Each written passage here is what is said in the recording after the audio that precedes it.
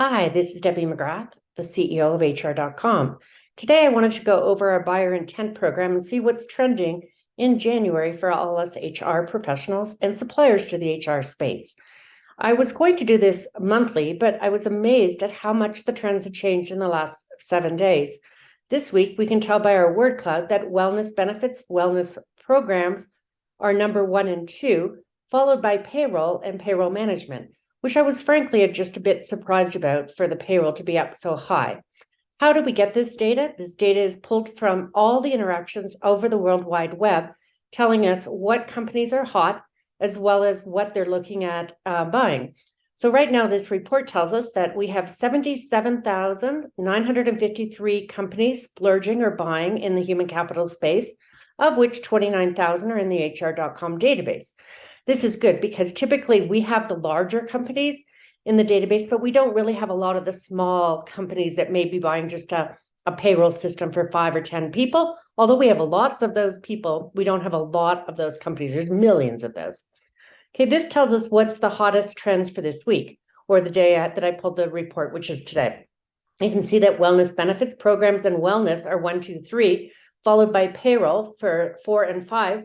And last week's retirement savings is actually coming in at number 6. Okay. These are also done by category that we put them in an HR vertical, so consistent with the learning and findings. But it's telling us that 35,000, almost 36,000 companies are trending in wellness.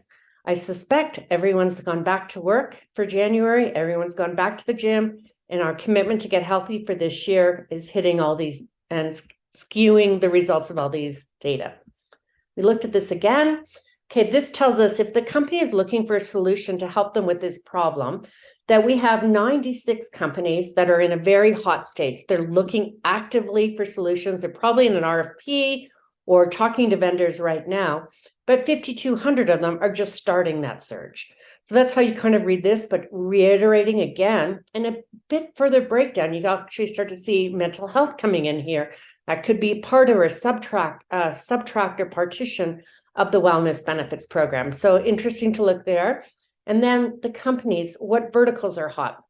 Healthcare and hospitals, obviously been hot in a number of buyer intent cycles this year that we watched. Kind of surprised that software is still coming in too with a number of companies. And retail is making a surge during COVID. Obviously, that was very, very low. And finance is good too.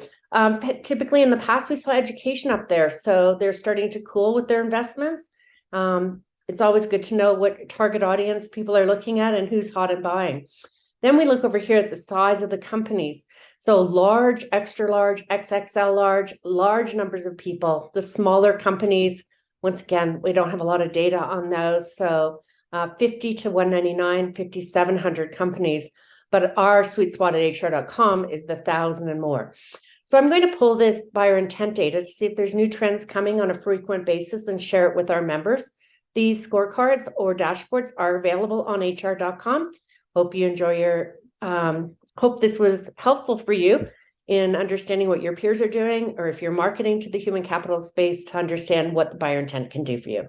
And obviously, if you want to know who the people are at these companies, we have the answers for that too. Talk soon. Bye.